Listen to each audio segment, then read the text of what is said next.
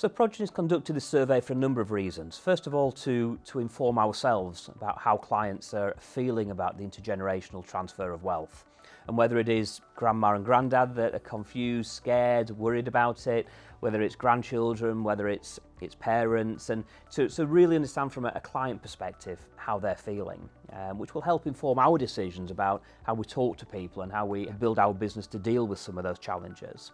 But we also wanted to understand it from a personal perspective. So let's flip that on client side and let's find out what their fears are. Why we know they're not doing it because that's what the survey tells us. We know that people are fearful about the future, and we know that they're not communicating. So we wanted to understand why and some of those fears from their side as well. We can then dovetail that with planning as a business and bring everything together. It's the taboo subject, isn't it? I think we've got to get to a point where we are. I certainly think if you look at the US culture, it's the complete opposite.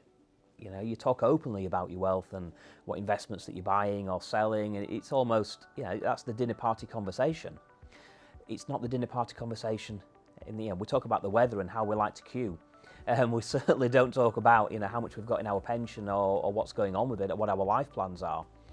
But surely that's our responsibility as a profession, to help inform people about how to do that. And that's where coaching is more important than technical financial planning. It's taking people on a journey. It's helping them understand their life goals. And ultimately, can that be achieved with the money that they've got? If it can, then it gives them extra decisions to make about legacies that can come sooner. But the opposite of that is then making sure that the children and grandchildren are not behaving in such a way where you're never going to get the legacy whilst grandma and granddad are alive because they don't trust you. And that's an educational process in itself. The biggest challenge is getting grandchildren and grandparents and parents to talk to each other. So we don't have to share everything with that dinner party. That just doesn't make any sense. But sharing it more openly as a family and creating sort of family wealth as opposed to generational wealth is what we're talking about here. The sooner we do that, actually, if you think about all the tax allowances and everything that sit around that, and your ability to help people onto the ladder and not pay too much interest payments or mortgages. And so if we look at family generational wealth as one, I think we actually create better financial plans for everyone. Ultimately, I think the most important factor here is thinking about family wealth.